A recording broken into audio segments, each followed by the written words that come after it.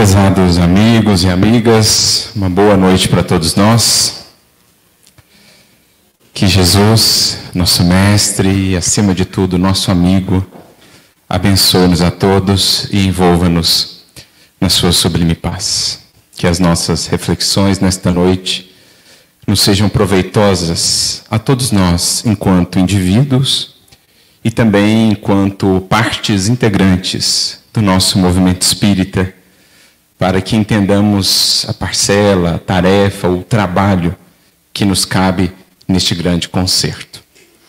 E aqui estamos, nessa data de hoje, 1º de maio, Dia do Trabalho, que foi designada também como sendo uma data festiva neste ano de 2025, comemorando dois marcos importantes.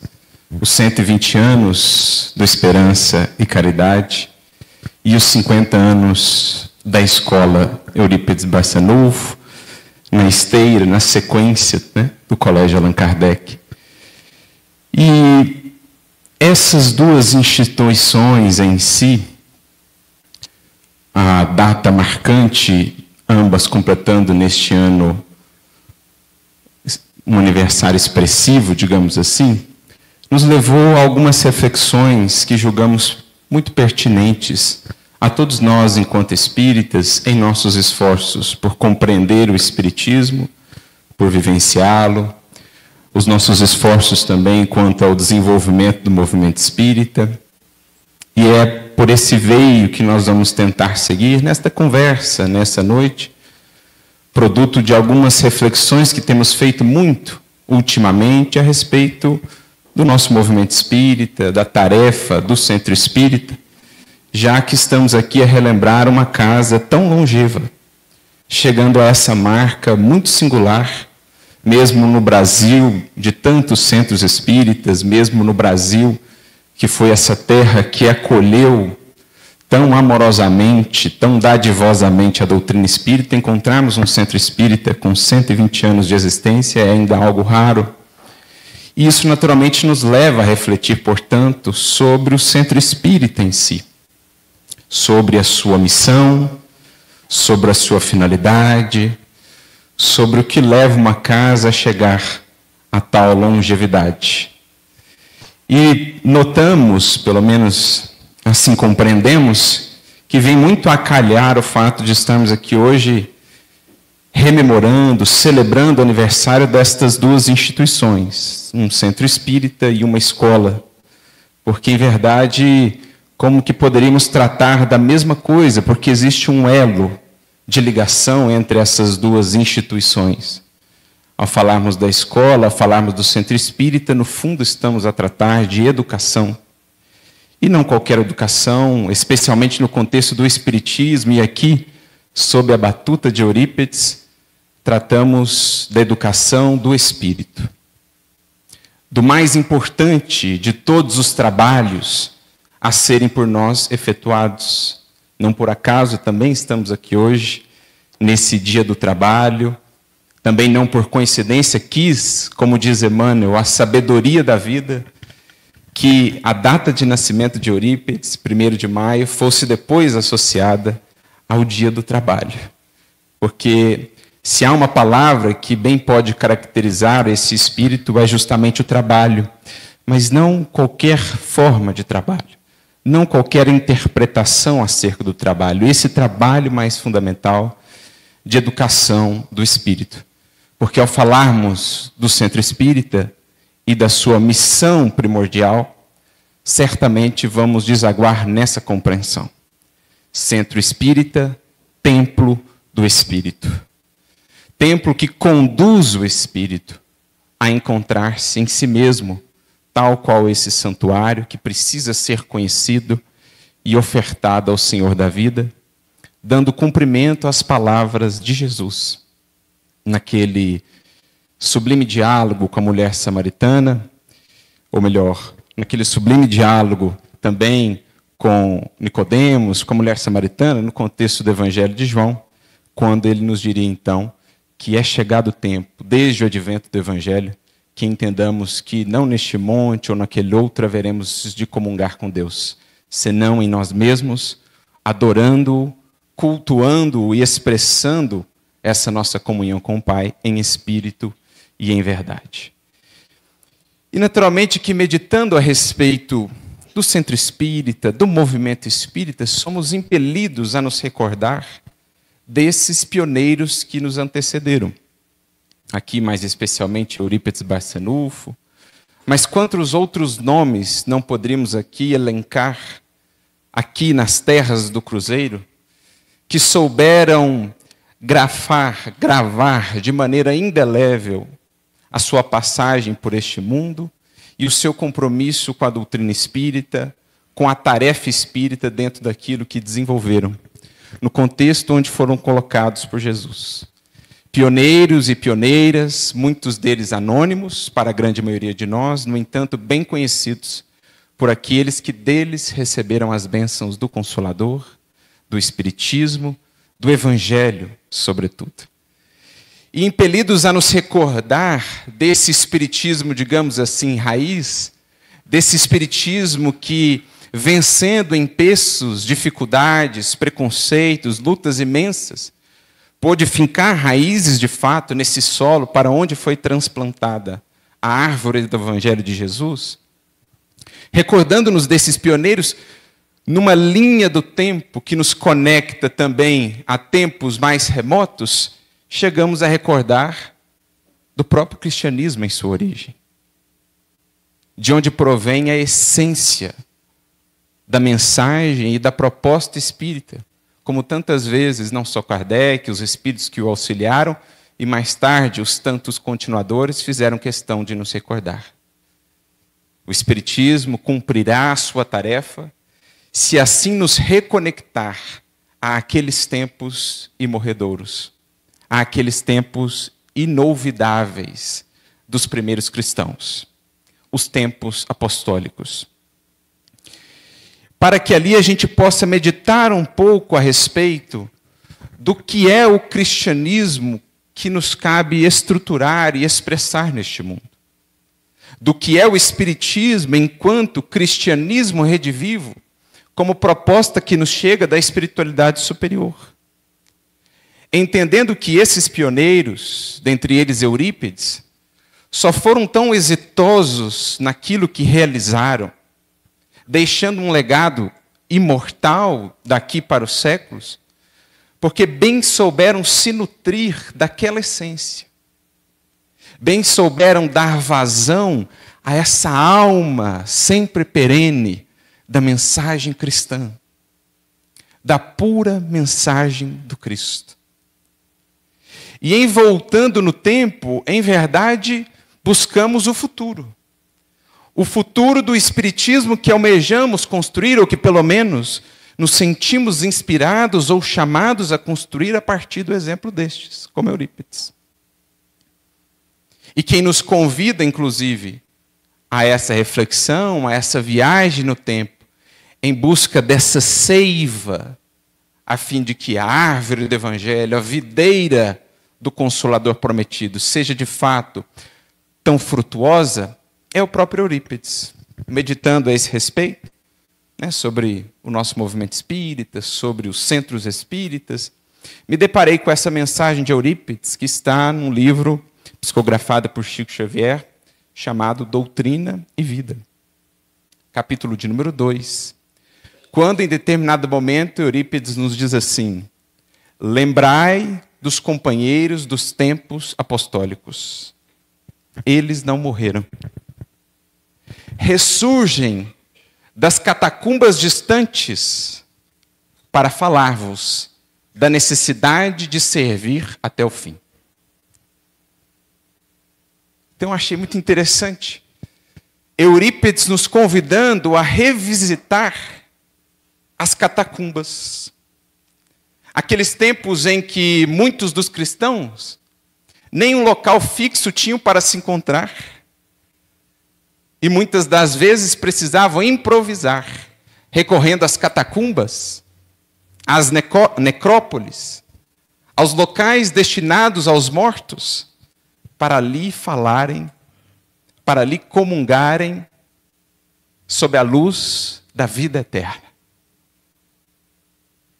amparados, bafejados pelas lições imortais de Jesus, preenchendo aqueles locais consagrados à morte com vida, preenchendo aqueles ermos e frios locais com o calor sublime do amor que os unia e que os fazia vencer longas distâncias noite adentro, correndo imensos riscos para estarem ali juntos, conversando sobre as palavras de vida eterna do Cristo, abraçando-se mutuamente, fortalecendo-se ante as lutas imensas que já vivenciavam naqueles tempos. Então eu achei muito interessante esse convite de Eurípides. Queremos repensar, queremos analisar os nossos centros espíritas de hoje, os nossos desafios. Volvamos no tempo, vamos às catacumbas. Vamos ver quais lições dali nós podemos extrair. E a primeira que já me veio ao pensamento é justamente essa. Ora, que locais eram aqueles? Catacumbas, cavernas, locais frios, sem o mínimo conforto, sem quaisquer facilidades de ordem material. E, no entanto, pessoas inúmeras venciam a noite, venciam o frio, venciam o desconforto para ali estarem. Faziam questão, mesmo sabendo que muitas das vezes poderiam ser presas, reconhecendo o que lhes esperava em sendo presas. No entanto, não abriam mão de ali estar, naqueles ambientes. E aí isso naturalmente me levou a pensar, hoje, muitos centros espíritas, com dificuldade às vezes de público, com dificuldade de trabalhadores, onde talvez o que nos falte hoje nos centros espíritas, que levava aquelas pessoas às catacumbas.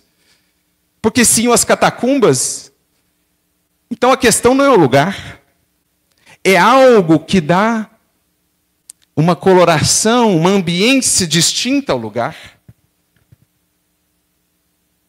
Porque construção por construção, um centro espírita, onde não existe esse algo diferente que lhe dá vida, que lhe dá calor, ele é uma simples catacumba. Falta vida, falta alma, falta presença. Então, já ficamos a pensar nesse primeiro aspecto. Com o que aqueles primeiros seguidores de Jesus preenchiam aqueles ambientes? Nada confortáveis, nada agradáveis, distantes. Para acessá-los, um grande risco. Com que eles preenchiam aqueles lugares a ponto de as pessoas não hesitarem em fazerem semanalmente a jornada até aquele lugar. O que havia ali que não pode ser tocado, às vezes não é visto pelos olhos da matéria, no entanto era sentido, era percebido. De modo que de lugares ermos e frios, ali se convertia num núcleo de luz e de calor, exaltando a realidade do Espírito. E em falando, portanto, das catacumbas, atendendo a esse pedido de Eurípides, para que voltássemos até lá, repensando as nossas lutas hoje, reconhecendo que elas existem, como também existiam aos tempos do cristianismo primitivo, esse é um outro ponto importante sobre o qual meditava, ante as lutas da casa espírita hoje, do movimento espírita como um todo, às vezes fenece em muitos corações o bom ânimo, né, a esperança, surge ali aquele desânimo em relação às questões do movimento espírita. E então, refletindo recentemente, pensava, mas será que quem assim tem olhado o movimento espírita, quem assim tem olhado para os desafios da casa espírita, já chegou a ler de maneira meditada, por exemplo, a primeira carta de Paulo aos Coríntios? Porque quem quer que tenha lido a primeira carta de Paulo aos Coríntios, verá que os desafios com os quais hoje lidamos, lá estavam presentes também. Paulo vai citar partidos dentro da casa, na época não casa espírita, dentro da comunidade cristã. Então, uns eram de Apolo, outros eram de Pedro, outros eram de Paulo, outros eram do Cristo. Então, existiam essas dissensões, essas divisões, essas correntes. Paulo vai citar as vaidades humanas, alguns que diziam que as suas faculdades eram melhores, eram mais poderosas que as dos outros, os dons. E aí Paulo vai falar, então, querem saber qual que é o maior dos dons? E fala do dom do amor, capítulo 13 da sua primeira carta aos Coríntios, que é uma resposta a essas intrigas, a essas desavenças, a esses desajustes que existiam no contexto da comunidade de Corinto, porque uns se achavam mais bem aquinhoados de dons do que os outros. Então também estava lá essa questão. Paulo vai falar das questões que existiram não só na comunidade de Corinto, entre aqueles discípulos de Jesus oriundos do judaísmo, bem como aqueles, ou entre aqueles também oriundos do gentilismo, né, entre os gentios e os judeus, as disputas, divisões de interpretações que existiam ali. Então, não é um olhar ingênuo, um olhar utópico em relação ao cristianismo primitivo que Eurípides nos pede, mas um olhar maduro, entendendo que existiam problemas, mas qual maneira com que eles lidavam com os problemas, com os desafios. Qual o elemento de liga, o que dava solidez àquelas instituições, apesar das fragilidades, apesar das questões humanas que ali estavam presentes. Porque também meditar sobre o centro espírita não é uma reflexão sobre construções de pedra.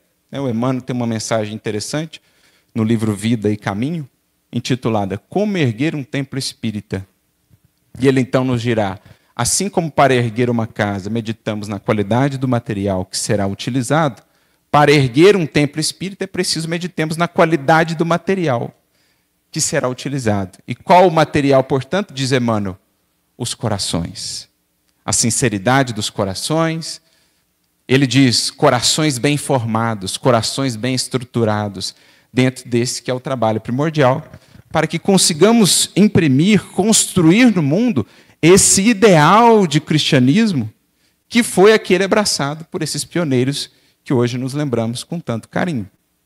Então voltamos àqueles tempos para refletir justamente sobre a postura daqueles corações, sobre os desafios também, mas sobre como eles foram conseguindo triunfar, como eles foram conseguindo se sobrepor às suas mazelas, às suas fragilidades, colocando em mais alta conta o movimento, a mensagem de que se faziam arautos. E aí nós encontramos uma contribuição muito valiosa nesse sentido nas obras de Emmanuel, que descortinam para nós, pelo menos em parte, mas aqui em boa parte, o que foi o movimento cristão naqueles primeiros tempos. Desde os movimentos mais iniciais, como já vemos ali no livro Há 2000 anos, que já menciona as catacumbas, onde Lívia passou, onde tivemos, por exemplo, o caso de João de Cleófas, aquele emissário de Antioquia, que justamente foi preso no mesmo dia que Lívia, que recebeu, olha só a incumbência, o que nos faz refletir sobre o preço de abraçar a mensagem cristã e a disposição de sacrifício desses primeiros corações. Lá na comunidade de Antioquia, que era uma comunidade muito florescente, em termos de mediunidade, fenômenos até de voz direta, surgiu uma orientação recebida pelo patriarca lá da comunidade, que deveria ser entregue aos cristãos que se reuniam em Roma, alertando-os já para as perseguições que se intensificariam.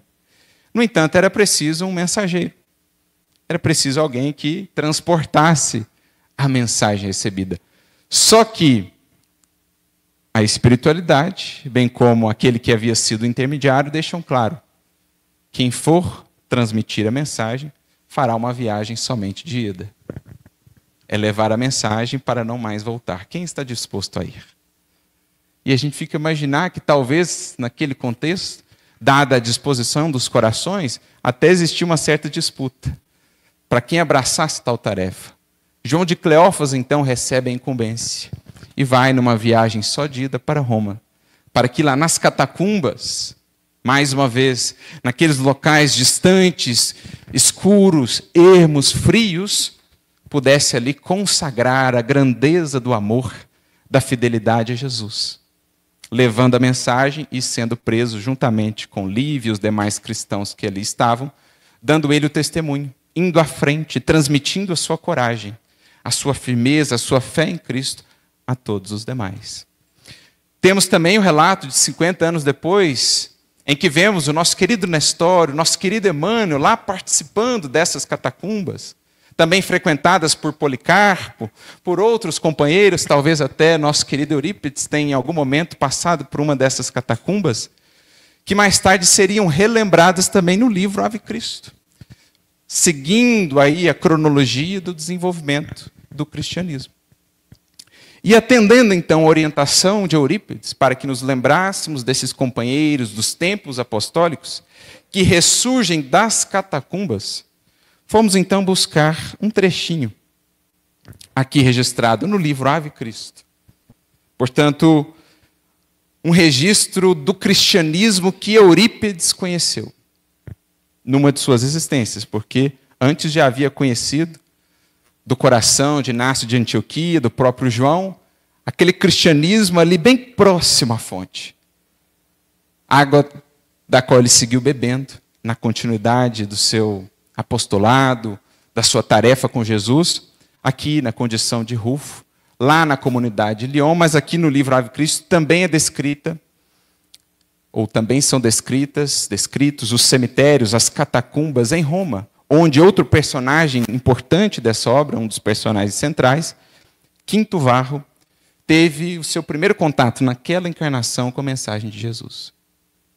Então, as primeiras experiências dele, tendo contato ali com aqueles anciãos que ele tem a oportunidade de conhecer, figuras de referência no cristianismo, o próprio Apio Corvino.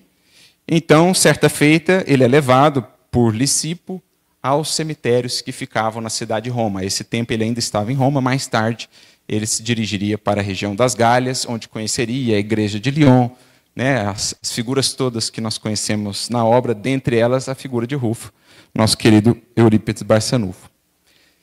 E aí esse trechinho aqui me chamou a atenção. Eu falei, não é ao acaso que Eurípides nos aponta para essa busca. E aí, claro, o primeiro livro que nós fomos buscar, além do há 2000 anos, 50 anos depois, é o livro Ave Cristo. E aí eu achei muito interessante essa descrição que Emmanuel nos faz a respeito da experiência cristã que esses corações viveram. Porque sabemos, eles voltaram no tempo. Não só retornaram em espírito, secundando Allan Kardec no desenvolvimento da sua tarefa. Muitos deles encarnaram-se, expressando no mundo o cristianismo que conheceram naqueles tempos, que julgavam ser a melhor versão que o espiritismo pode ser, ou apresentar ao mundo. Ou ele será esse cristianismo redivivo, ou longe ele estará de cumprir a sua missão, a sua tarefa. Tanto que, quando Kardec, por exemplo, chega a Lyon, ele fica impressionado com o espiritismo naquela cidade.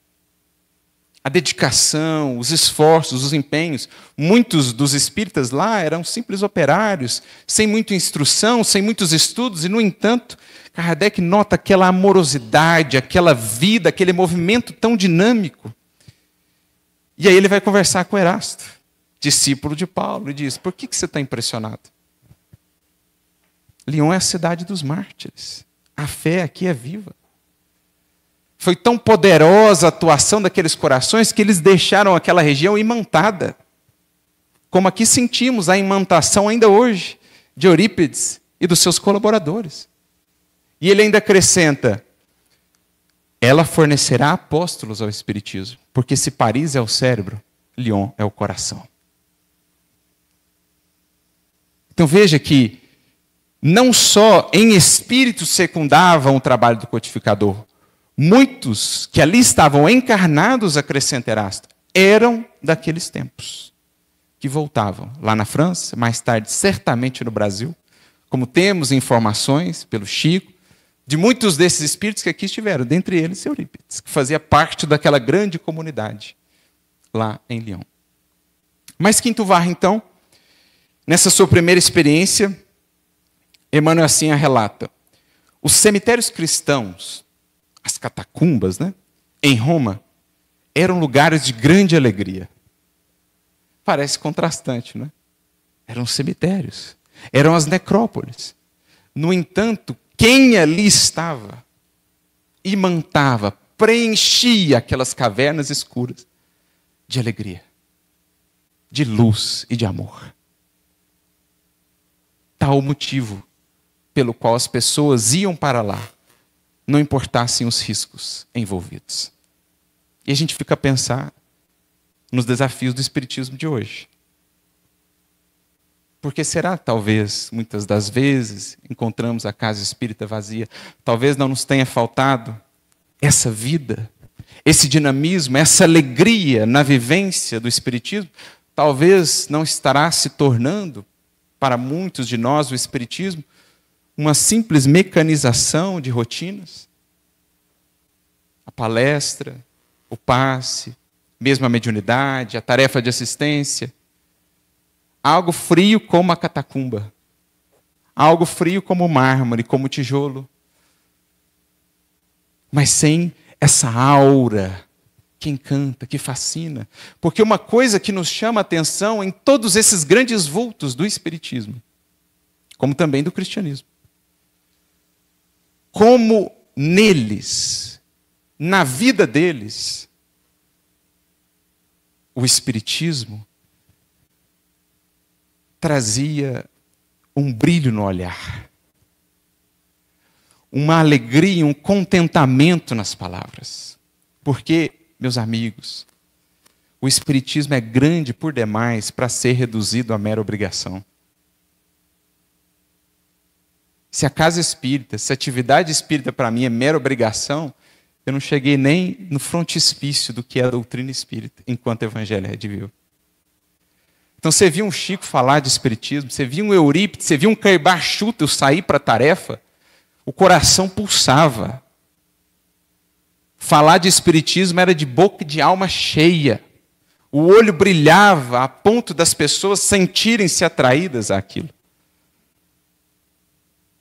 É o que dava vida às catacumbas.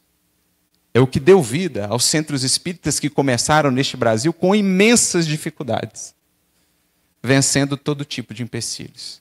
Como diria Emmanuel, se é para abraçar o espiritismo, que espírita seja o nome do teu nome. Que a doutrina em nosso agir, em nosso sentir, em nosso pensar, revele-se no olhar tocado, na face que se ilumina só de pensar no quanto dessa doutrina temos recebido. Então era esse tipo de vibração que preenchia aqueles ambientes. Os cemitérios eram lugares de grande alegria. Porque ali não estavam simplesmente por obrigação. Ali estavam por escolha. Ali estavam por alegria. Ali estavam pela necessidade, pelo anseio de comungar com corações amados, com corações amigos. E no fundo, é o que precisamos na casa espírita. No nosso movimento espírita de hoje. Trazer essa alma, trazer esse dinamismo, trazer esse gosto, trazer essa gratidão expressa pelo Espiritismo em cada detalhe, em cada gesto, no esmero do nosso agir. Porque hoje é dia do trabalho, Eurípides nos lembra trabalho, mas o Espiritismo não é simplesmente, ou o trabalho à luz do Espiritismo não é simplesmente o movimento dos membros e do corpo. Não há trabalho efetivo sem dinamismo do espírito, sem sentimento a fluir, sem a seiva do amor a movimentar as mãos, gerando os frutos, sem a luz que, sintonizados, alcançamos e que verte pelo nosso olhar, pela nossa palavra, pelas nossas mãos. Isso é trabalho. Cumprir uma ritualística, fazer por convencionalismo ou por mera obrigação é reduzir imensamente o que o Espiritismo é ou deve ser em nossas vidas, o que o cristianismo nos ensinou. Inquietos e desalentados na vida de relação, com infinitas dificuldades para se comunicarem uns com os outros. Dir-se-ia que ali, no lar dos mortos, que as tradições patrícias habitualmente respeitavam, os seguidores do Cristo encontravam o clima único, favorável à comunhão de que viviam sedentos. E é interessante isso porque há um artigo de Kardec, muito valioso, na Revista Espírita de dezembro de 1868, intitulado O Espiritismo é uma Religião, um artigo extenso, em que Kardec vai fazer todo um estudo sobre as finalidades do espiritismo, do próprio movimento espírita, de cada reunião espírita, portanto, de cada centro espírita. E em determinado momento ele vai nos falar do segredo para que o centro espírita cumpra de fato a sua função, dizendo que os que ali estão não estão, quando o centro está bem construído em suas fundações primordiais, não estão por mera obrigação. Não são laços assim de compromissos meramente humanos. Os laços que devem presidir as reuniões espíritas, como os eram os que presidiam as reuniões cristãs, são laços de amizade, são laços de amor. Porque se é simplesmente uma obrigação convencional, qualquer dificuldadezinha eu já tenho motivo para não ir. A preguiça, um dia, um incômodo, um obstáculo, uma atividade que poderia muito bem ser relocado. Se é meramente um compromisso humano, só convencional, eu. Agora, se é para encontrar amigos, comungar dessa amizade santa, preencher, nutrir o coração de alegria, de luz, de esperança, aí eu já penso 10, 15, 20 vezes mais antes de faltar ao compromisso, antes de deixar. É nesses termos, portanto, que Kardec vai descrevendo, resgatando, em essência, o próprio cristianismo. E diz mais, a reunião nesses termos, quando há esse espírito que a preside, quando há essa vibração, ela é muito mais do que uma mera reunião, seja mediúnica, seja palestra, seja uma atividade assistencial. Ela é muito mais do que uma reunião em que se movem objetos, em que se movem corpos. Numa reunião assim, há movimento do espírito. Há fluxo entre corações. Há fluxo entre almas. De sentimento, de energia, de fluidos, diz Kardec. Recompomos numa reunião assim os fluidos perdidos ao longo do dia. Refazemos as forças. Por isso diz aqui Emmanuel, é como água mesmo, é sede que a gente sacia numa reunião em que há esse espírito de fraternidade, de amor, esse tipo de vínculo. Então, encontravam um clima único, favorável à comunhão de que viviam sedentos. Por isso não abriam mão, porque sentiam ali água viva. A pergunta que nos fica a todos nós é: o quanto temos feito da nossa casa espírita, da nossa ação espírita, de fato, uma fonte de água viva? Abraçavam-se aí com indizível ternura fraterna, cantavam jubilosos, oravam com fervor. Então veja, ele começa falando de cemitério, e aí ele vai incrementando para nos ajudar a entender o que era o clima espiritual. Ele vai incrementando a narrativa para nos ajudar a entender o que era o clima espiritual que ali se formava. Muito distinto do clima de um cemitério, de uma catacumba. O cristianismo de então, acrescenta ele, não se limitava aos ritos sacerdotais. E aqui esse ponto é muito importante para nós hoje. Porque pelo próprio atavismo do pretérito, pelas tantas experiências por nós já vividas, em outras correntes, em outras escolas cristãs, a tendência, a chance de na casa espírita recapitularmos os mesmos ritos com outros nomes é muito grande. Fazendo do templo espírita, que deveria ser esse templo de educação, essa ambiência de calor humano, de fraternidade viva e pulsante, essa escola do Espírito, fazer dele uma mera repetição de ritos, de convenções, de formalismos. Aquela obrigação pesada de ser cumprida. Que eu abro mão na primeira justificativa mais leve. Agora, se nós soubermos, se nós quisermos construir uma casa como essa, que não chega aos seus 120 anos por acaso, então estaremos entendendo qual o material que deve presidir a essa edificação. Qual deve ser o elemento de ligação que dá a uma tal edificação solidez no tempo. A construção material, é certo, vem sendo transformada, um dia perecerá. No entanto, a obra da casa espírita vem sendo efetuada. Quantos corações interligados, mantendo um trabalho por 120 anos. Só se explica quando se entende a natureza da edificação de uma casa espírita à luz da realidade espiritual. Então, o cristianismo não se limitava aos ritos sacerdotais. Era um rio de luz e fé, banhando as almas, arrebanhando corações para a jornada divina do ideal superior.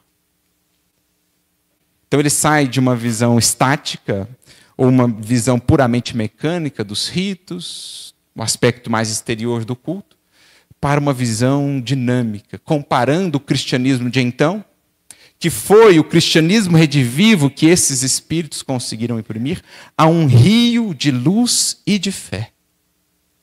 Rio esse que vertia desses corações e que tal força tinha em sua torrente que arrebanhava outros corações. O que explica uma alma que, mesmo já tendo voltado ao mundo espiritual há tanto tempo, segue arrebanhando tantos corações? Um rio caudaloso de luz e de fé.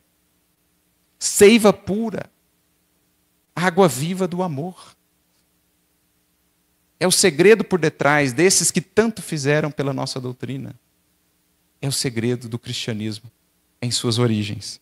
Arrebanhando os corações para essa jornada, para a caminhada do ideal superior.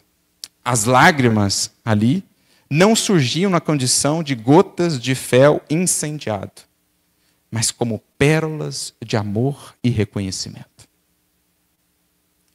Será que nós, enquanto movimento espírita, entendendo a tarefa que nos cabe, temos conseguido fazer da casa espírita um local, um ambiente que converte as lágrimas, outrora gotas de fel, agora em pérolas de amor e reconhecimento? Será que temos conseguido transmitir aos corações não só esse entendimento do Evangelho, mas a vibração, o sentimento do Evangelho, a ponto de o Espírito passar agora a agradecer por aquilo do qual outrora ele reclamava? Da experiência, do desafio, da dificuldade? Então, pérolas de amor e reconhecimento, inclusive nas referências aos suplícios dos companheiros sacrificados. Então, aqueles que haviam ofertado a sua vida pela causa eram ali lembrados. E não lembrados como quem se lamenta das perseguições, da condição pela qual partiram, mas como quem via naqueles corações indivíduos que, de certo modo, foram premiados pela oportunidade de testemunhar até o fim. Então esses dois parágrafos nos permitem ter um relance do que Eurípides Barçanufo quer nos dizer quando nos concita. Lembrai dos companheiros dos tempos apostólicos. Eles ressurgem das catacumbas, não morreram. Vem nos recordar a necessidade de servir até o fim. Vem nos relembrar como os primeiros projetos, as primeiras concepções de templos cristãos que servem para nós como referência hoje para os centros espíritas foram construídos. Qual a ambiência que ele existia, qual a alma do cristianismo que deve ser por nós resgatada a todo custo, ainda que com ingentes sacrifícios, para que o templo espírita se preencha de vida, se conecte a essa torrente que vem agora dar continuidade ao trabalho profundo, ao trabalho pujante que o Cristo vem desenvolvendo desde a sua passagem por esse mundo. Mais adiante, no capítulo de número 3, essa citação está no capítulo de número 2, da primeira parte da obra. No capítulo de número 3, da primeira parte também dessa mesma obra, Emmanuel vai seguir na sua descrição desse cristianismo para nós tomado como referência. Ele diz assim: dificilmente à distância dos séculos poderá alguém perceber com exatidão a sublimidade do cristianismo primitivo. Dificilmente, à distância nos séculos, nós que olhamos lá para trás, podemos perceber com exatidão a sublimidade do que foi aquilo. Numa análise intelectual, dificilmente alcançaremos a casquinha do que foi a vivência daqueles corações. No entanto, em buscando sentir, em buscando, rogando a luz do Cristo para que nos ajude a entender aquilo que nos cabe, poderemos nos conectar a essas vibrações. E graças à espiritualidade, ao trabalho de Emmanuel, por exemplo, temos ainda mais recursos para fazê-lo, a fim de que não recapitulemos os erros de tantos séculos no que concerne ao cristianismo. E ele prossegue a sua descrição dizendo assim, a respeito desses cristãos: experimentados pela dor, amavam-se os irmãos na fé segundo os padrões do Senhor. Então, amar como ele nos ensinou, devamos amar. E aqui, gente, é importante pensarmos nisso. A coragem, a disposição de vivermos aquilo que o Cristo nos propôs. De sairmos daquilo que denominamos o universo do mas. Emmanuel tem uma mensagem no livro Pão Nosso, o mas e os discípulos. E a gente fica a se perguntar há quantos séculos, há quantas encarnações nós estamos nos domínios do mas. É fácil de entender. Emmanuel traz os exemplos para nós. A mensagem de Jesus é sublime, me toca profundamente, mas, e a gente sabe o que vem depois do mas. Agora, olha a diferença do discípulo que saiu, que se esforça por sair do domínio do mas. Eu sou frágil, muito imperfeito ainda, mas Jesus.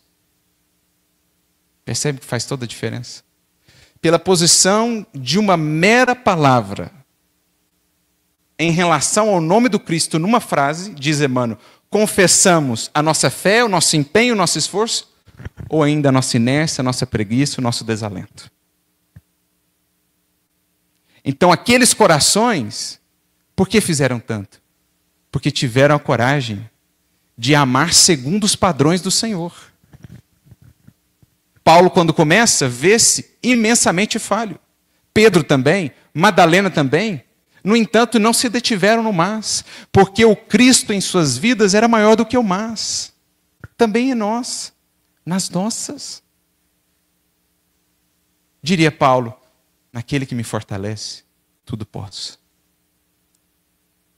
Porque entrar na seara do Evangelho é notar que não é mais só você, é você com Jesus. O que você por si não faria, com Cristo haveremos de fazer. Ou então não acreditamos no Evangelho. Francisco, quando propôs como regra da ordem frases de Jesus, foi tomado pelas autoridades como um visionário. Mas espera aí, isso aqui é impossível. Quem que faz a intervenção? O mesmo Emmanuel. Há aqueles tempos com o nome de cardeal João de São Paulo. Junto ao Papa ele disse, mas se nós dizemos para esse indivíduo que o que ele propõe é utopia, o que nós estamos fazendo aqui então? Por que nós somos cristãos? E aí, o Papa, à época, não encontrou alternativa senão aprovar a ordem, já que a proposta da ordem era um conjunto de versículos. Então, amavam-se os irmãos na fé, experimentados pela dor, segundo os padrões do Senhor. E não há nada mais profundo, não há nada mais eficaz para ir purificando o nosso sentimento, para ir realçando em nós o que é mais essencial e o que não é, do que a dor. Diante da dor, logo o que é supérfluo vai ficando em destaque, vai sendo projetado a segundo plano. Diante da dor, na experiência da dor, logo o que é mais essencial assoma, vem à tona e nos diz aquilo no que realmente precisamos investir. A dor vai desbastando, a dor vai purificando, a dor vai renovando o sentir do Espírito. E era o que aqueles corações tão bem souberam expressar, submetidos às mais atrozes dores, perseguições, como vimos no caso do próprio Rufo. Prossegue ele nas descrições a respeito desse cristianismo que Eurípides nos ensinou, que verteu de cada palavra sua, de cada ação sua, de cada trabalho seu. Em toda parte, diz Emmanuel, a organização evangélica orava para servir e dar, em vez de orar para ser servida e receber. Reflexão para cada um de nós. Na minha oração, quantos dos meus pedidos têm a ver com ser servido e receber? E quantos dos meus pedidos têm a ver com servir e dar? Quanto eu opero ainda em um cristianismo que gravita em torno de mim? Ou quanto eu já opero num cristianismo que gravita em torno do Cristo? Eu me lembro do caso daquele monge, descrito no prefácio do livro Pontos e Contos, de Humberto Campos, uma história contada por Longfellow, escritor americano. Ele fala o caso do monge que há muito queria encontrar a Jesus, receber uma visita sua. E ele orava para isso, entregava-se em sua cela as orações, aos louvores e tal, e tão sincera era essa busca, que um dia, após a oração, ele se vê diante do Senhor, que o visita na sua cela. Cai de joelhos, lágrimas vertem-lhe pelo rosto, emocionado ante aquele encontro, há muito esperado, quando, passados alguns instantes do encontro, toca o sino do mosteiro, indicando o horário de serviço. A multidão esperava à porta. E o coração então fica dividido. Jesus na sua cela, diante dele, naquela visita tanto esperada e agora recebida. A multidão, no entanto, à porta esperando a doação, esperando ser servida. O coração hesita por alguns instantes, no entanto, vencendo a si mesmo, ele se ergue, deixa a cela, deixa o Cristo e vai para junto da multidão. Lá faz o trabalho que lhe compete por algumas horas, entrega-se de coração àquele mistério, finda a obrigação, mais do que a obrigação, o serviço, a oferta de coração. Ele voltava à sua cela meditativo sobre aquela visita tão breve, o encontro tão breve que ele teve com Jesus. Ao chegar na sua cela, eis então a surpresa. O mestre o aguardava e lhe diz: se você tivesse ficado, eu então é que teria ido. Se ele se detivesse no receber, a experiência com Cristo seria muito fugaz. Mas quem se entrega ao dar e ao servir, a experiência com Cristo é profunda, porque mais cedo o encontra e mais profundamente com Ele comunga quem com Ele se coloca em serviço. Por isso a organização evangélica, àqueles tempos, orava para servir e dar, em vez de orar para receber e ser servido. Encontrando nas dificuldades do caminho louros, troféus. Quanto mais aplicação, mais amplas lutas recebidas como um elemento de dignificação. Fui considerado digno. Assim os cristãos enxergavam as lutas maiores, como um título. Fomos considerados dignos pelo Senhor a mais amplas lutas. Há até aquela passagem interessante no livro Paulo e Estevão. Depois de passar por Atenas, Paulo se dirige a Corinto e ali reencontra dois amigos muito queridos, que há muito ele não via, Áquila e Prisca. E aí aquele abraço efusivo, aquele encontro, né? O Timóteo havia o conduzido até ali, foi buscá-lo lá em Atenas, depois da profunda decepção que Paulo teve em Atenas. E aí eles começam a contar daqueles anos em que passaram afastados uns dos outros, começam a contar das lutas, dos testemunhos. E aí Áquila e Prisca começam a falar do evangelho que eles levaram até Roma, do trabalho de pregação do evangelho lá e das perseguições que começaram a sofrer. Um dia, Prisca sozinha em casa, Áquila no trabalho, a casa foi invadida, ela levou as chibatadas, foi encontrada depois ensanguentada pelo marido mais tarde, e aí falando, né, daquelas lutas, daquelas perseguições, aí o Emmanuel coloca assim, Paulo exultava. Você fala, mas Paulo exultava em ver os companheiros relatarem aquilo. Porque aquelas lutas, aqueles sacrifícios, aqueles martírios por amor a Jesus, eram enxergados como troféus, como louros. Em nossa atuação espírita, assim temos visto as lutas. Assim temos conseguido transmitir aos corações esse cristianismo real. Mais do que o Cristo que me atende, mais do que o Cristo a quem quero falar, o Cristo a ser ouvido, o Cristo a testemunhar. Como nos alerta Emmanuel, muitos querem falar ao Cristo, poucos querem ouvi-lo. E prossegue ainda Emmanuel na sua descrição desse cristianismo, resgatado por Eurípides.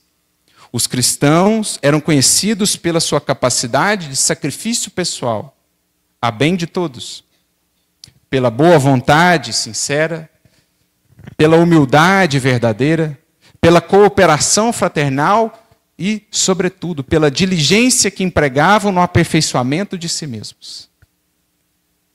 Eis as características do cristianismo em seus tempos áureos. Boa vontade, cooperação fraternal, diligência no aperfeiçoamento de si mesmos, capacidade de sacrifício pessoal. Concluindo esse recorte que nós fazemos da descrição, amando-se reciprocamente, esses primeiros cristãos irradiavam, faziam com que se irradiassem os seus raios de abnegação afetiva a todos os núcleos de luta humana, jamais traindo a vocação de ajudar sem qualquer expectativa de paga, sem qualquer exigência, ainda que diante dos mais renitentes, dos mais ásperos algozes. Essa descrição que, diz-nos Emmanuel, é preciso ser sentida. Caso contrário, se formos buscar apenas raciocinar dentro da nossa lógica humana, ainda muito baseada no interesse pessoal, não conseguiremos vibrar dentro desse espírito que animava, que preenchia de vida as catacumbas. Porque isso é o ministério do Espiritismo. Essa é a proposta da Casa Espírita. Reavivar as catacumbas. Agora com tijolos, com cadeiras mais agradáveis, com mais recursos de tecnologia, mas o espírito deve ser o mesmo. Caso contrário, seguiremos dentro dos mesmos círculos ou ciclos viciosos de repetição, no binômio, como diz Emmanuel, ilusão, desilusão. Ilude, desilude, ilude, desilude. E assim fica encarnação após encarnação. Porque a grande verdade é, acerca de nossa passagem pelo mundo, que o luxo voltará para o lixo. As vaidades serão todas dissipadas, como é a bruma ante o sol da verdade, ante o sol da manhã. As ilusões serão levadas pelos ventos do tempo e das mudanças, tais quais a fumaça é levada pelos ventos neste mundo. Tudo aquilo que temos experienciado tantas vezes, mas que ainda insistimos em recapitular. A beleza do corpo é transmutada dia a dia, hoje está viçoso, vigoroso, amanhã já não mais. Os títulos nas paredes, muitas vezes nada significam na vida real. Então, a que nos prendemos? Na atividade espírita. Que alma damos à nossa atuação espírita, seja ela qual for. Seja a palestra, seja a atividade mediúnica, a atividade assistencial, do dirigente, aquele que faz a limpeza, do médium, lá na reunião mediúnica, ao palestrante, ao expositor, daquele que trabalha com o livro, daquele que difunde a doutrina espírita, seja como for. Há em nossa atuação espírita, mais do que obrigação, trabalho efetivamente do espírito. Trabalho real que seja de natureza a nos transformar. Porque é a definição que Emmanuel nos traz no seu livro, fantástico livro, Pensamento e Vida, capítulo de número 7. Ação por ação, meus amigos, as esferas inferiores estão repletas. O que não falta ali é trabalho, nesses moldes mais mecânicos, sem intenção nobre, sem sublimidade de buscas. O que há mais ali é trabalho, é organização. André Luiz fica de queixo caído no livro Ação e Reação, quando houve uma preleção sobre mente e obsessão de um indivíduo que havia estudado nas escolas dos vingadores, dos obsessores do mundo espiritual. Então, conhecer sobre mente, falar das realidades do mundo espiritual, estarmos informados quanto a isso, muitos que operam na sombra o têm feito. Agora, trabalho erguido à condição de transformador do ser é trabalho que vira serviço. É trabalho em que há alma, em que há alegria, em que há presença. E se assim é, em cada trabalhador que aqui vai cumprindo os seus deveres, a casa espírita se tornará uma revivescência daquelas catacumbas. Não mais um mausoléu, não mais uma edificação de pedra ou de tijolos, sem alma, sem vida, fria pela ausência de sentimento. Mas um lugar onde exista calor humano, onde exista luz acesa a guiar o espírito nas sombras, nas noites da ignorância, dos vícios, do desespero. Porque esse é o segredo desses espíritos. Vá a um local escuro aqui e acenda uma luz. Veja em quão breve tempo já há uma multidão de seres a gravitar em torno dessa luz. Assim se explica um Eurípides. Acenda a luz na noite humana e veja quantas almas são arrebanhadas pela força da luz do amor. Algumas, a princípio, mais encantadas do que propriamente acionadas na profundidade do ser. Mas dê tempo ao amor, dê tempo à luz, regue os corações e veja quantos tarefeiros podem surgir de um que se ergue à condição de legítimo trabalhador com Jesus, como foi Eurípides Barçanufo.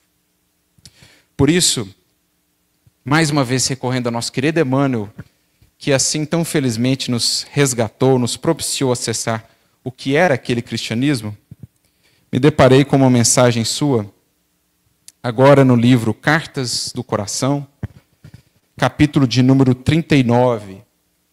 É uma mensagem dirigida a um centro espírita, no Rio de Janeiro. O título do capítulo, inclusive, é Ao Aliança do Divino Pastor, que era um centro que foi criado lá. Mas, como é uma orientação, um centro, aplica-se a todos nós, em nossos esforços no movimento espírita, em nossas casas espíritas, com as suas lutas, os seus desafios, a falta de trabalhadores, a falta, às vezes, de interesse, entre outras tantas questões. Ele diz assim, aquilo que é mais óbvio para nós, né? Mas como diz um amigo, o óbvio é aquilo que geralmente precisa ser relembrado, que está diante dos nossos olhos e muitas vezes não temos visto. Não basta organizar, diz Emmanuel, o intercâmbio comum entre os dois planos, o dos encarnados e dos desencarnados, nem positivar simplesmente a sobrevivência individual do homem além da morte, sem qualquer atividade digna por sublimar-lhe a personalidade. Falar das realidades espirituais, intercambiar com o plano espiritual, ler as obras que nos chegaram pelas vias da psicografia, psicofonia, tudo isso tem um potencial enorme, mas pode ser mero psiquismo, quando não há edificação do ser. Pode ser mero psiquismo, mera fenomenologia. Imprescindível eleger um padrão luminoso que nos descortine a meta e nos oriente às tarefas, conjugando-as no sentido da perfeição. E esse padrão, temo-lo nós outros no Cristo vivo e soberano. Cristo vivo e soberano. Então lembra-te disso. O Cristo não é um símbolo legendário, é mestre vivo. É companheiro de cada dia. Mas para que o sintamos, para que o ouçamos, ante as decisões que temos a tomar, ante as ações a fazer, é preciso construir comunhão. Por isso diz ele no Evangelho, as minhas ovelhas ouvirão a minha voz. Porque a ovelha, dentre tantas vozes, identifica muito claramente a do pastor. Pela convivência. Assim também cada um de nós. Vozes do mundo não faltam. Convites de todo tipo. Ruídos internos, ruídos externos. Vozerios internos, vozerios externos. Agora, para perceber em meio a todas a voz do bom pastor, só convivendo com ele. E só convive com ele quem às suas palavras se dedica, nelas medita, a elas se propõe aplicar, viver. Então, a acústica da alma se afina. E nos momentos ásperos, nos momentos de hesitação, ecoa no âmago da alma aquela voz que nos diz, assim ou assado, por esse ou por aquele caminho. Comunhão com o Senhor. Por isso diz Emmanuel, abramos o santuário de nosso espírito ao Senhor, para que os seus sublimes desígnios prevaleçam em nossas experiências. Então, centro espírita, templo do espírito, que o projeta ao templo interior, agora aberto a Jesus, para que o Cristo legisle em nós. Para que diante da escolha que é preciso ser feita, não mais o mas vença, mas agora Jesus. Para que apresentemos as experiências que voltam de outros tempos a outra face. O cristão não será conhecido por demonstrar, por apresentar a outra face. Em geral, pensamos que isso diz respeito só ao outro no momento de uma ofensa, mas não, é apresentar a outra face em relação às experiências que há séculos temos vivido e que só tem conhecido uma face nossa. A do mesmo erro multissecular. Agora a outra face. Da nova criatura construída em Jesus. Prossegue Emmanuel mais à frente. Cristianizar nossos pensamentos, palavras e obras, que representam o plano tríplice de nossa influenciação, direta e indireta sobre os outros, é construção inadiável, sem a qual nossos melhores propósitos são ameaçados nos fundamentos. Não há nada que perdure neste mundo sem que o fundamento seja Jesus. Paulo já dizia isso há 2000 anos. Porque não há outro fundamento senão o que está posto, Cristo. Construir fora disso, gente, é recapitular. Então, diante da decisão difícil, pense. Qual o fundamento da sua escolha? É construir fora do Cristo? Para quê?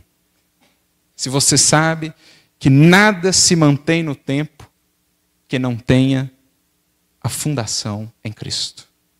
Nos valores que Ele nos ensinou. Não é difícil, esse é um ponto importante, não é difícil monumentalizar a virtude na terra, dando-lhe corpo adequado nos patrimônios materiais. Então, a caridade de ordem material, virtude de natureza mais transitória, é importante? É. Mas é um primeiro passo de uma jornada tão mais profunda. Não se reduz a caridade que aprendemos com o Espiritismo a isso. Caridade é vibração. Caridade expressa-se antes mesmo da palavra ser proferida. Caridade é o segredo desses corações, que puderam angariar, mobilizar outros tantos. E é isso que a Casa Espírita, e por isso o nome aqui tão propício, visa desenvolver em nós. Duas coisas, dois pilares. que muito felizmente foram sugeridos por Bittencourt Sampaio para dar o nome da instituição: Esperança e Caridade. Esperança é o que nós buscamos aqui, e aqui recebemos em abundância, se o quisermos. Aquilo que nos dá força, aquilo que nos nutre. Ninguém avança sem esperança. Ninguém avança sem uma motivação, sem esperar que as coisas se aprimorem, se melhorem. Então o centro espírita nos dá o pão da esperança largamente. A luta é difícil na família, aqui recebemos a esperança de que um dia haveremos de superar. A luta é difícil dentro de nós, aqui não nos falta o pão da esperança. A luta é difícil no mundo, cenários, horizontes ainda tão tumultuosos, aqui não nos falta esperança para compreender que isso um dia passará. Agora, da esperança, a dinamização, caridade, força viva, força ativa na construção do novo ser, na construção do novo mundo. Por isso ele fala aqui, cristianizar. Aqui recebemos, mas somos chamados a ofertar. Porque o Espiritismo trabalha por meio do esclarecimento da consciência, não da imposição, como diria o nosso querido Honório Abreu. O Espiritismo não exige nada, mas espera tudo. Dá-nos tanto em termos de esperança, que chega um ponto em que você não consegue mais conviver com tanto recebido, senão ofertando-se em caridade crescente. Em amor pela causa, em amor por esse ideal. Então, cuidado para a gente não monumentalizar, para a gente não materializar demais a nossa ação espírita, sem que exista alma, sem que exista o transcendente, sem que exista ideal para além do que é material. O que toca o espírito, o que transforma o espírito, para além daquilo que resolve coisas, problemas de natureza mais imediata. Entretanto, ele fala primeiro dessa virtude mais associada aos patrimônios materiais, entretanto, ambientá-la dentro de nós mesmos, para que a sua claridade bendita se irradie a benefício de todos, é apostolado sacrificial. Dentro do qual, porém, cooperaremos no reerguimento do mundo, sob a égide do Cristo, que continua confiando em nós todos, tanto quanto o oleiro não descrê das possibilidades da argila ainda sem forma. Deposita, portanto, o Senhor esperança em cada um de nós que aqui estamos. Esperando ofereçamos a Ele uma argila mais moldável. E o barro, para se tornar mole, moldável, flexível, apenas na presença da água. Aqui expressar amor. Aqui expressar também a humildade do barro. E ele então conclui esse recorte que nós fazemos da mensagem, que é maior. Melhorar. Buscando a inspiração dos corações mais sábios e mais amorosos que os nossos. Esses que aqui buscamos na figura de Eurípides, na figura dos primeiros cristãos. A fim de servirmos com mais eficiência e segurança àqueles que ainda se encontram menos esclarecidos e menos sensíveis ao amor que nós mesmos, é, sobretudo, o trabalho mais imediato. Dia do trabalho, recordando a essência da mensagem espírita e cristã. Trabalho mais imediato, melhorar, buscando a inspiração desses que nos servem de referência. A fim de que o nosso concurso evangélico não se confine aos círculos brilhantes da palavra fantasiosa. Por mais bela e eloquente seja a palavra espírita, sejam os livros espíritas, se essa palavra, se esses estudos estiverem apartados desse trabalho profundo de renovação interior, seguiremos ainda no círculo da fantasia, concebendo uma imagem de nós, um entendimento do Espiritismo ainda tão distante do que ele está destinado a ser, como em essência foi o cristianismo em suas origens. Que, portanto, o exemplo de Eurípides, o exemplo desse espiritismo pujante, vivo, atraente, alegre, pleno de esperança e caridade, que foi a marca do espiritismo em suas origens nessas terras, que isso possa nos inspirar a todos em nossos desafios do movimento espírita hoje. Porque se soubermos preencher essas paredes com a alma e com a vida que outrora preenchiam as catacumbas, então teremos a segurança de que obreiros não faltarão, nem tampouco a inspiração do mais alto, para levarmos a cabo os deveres que nos cabem individual e coletivamente na seara do Espiritismo, enquanto cristianismo redivivo. Que Jesus a todos nos abençoe, que Eurípides nos ajude a caminhar com Ele, para Ele, em nossos afazeres em busca da luz. Muita paz a todos.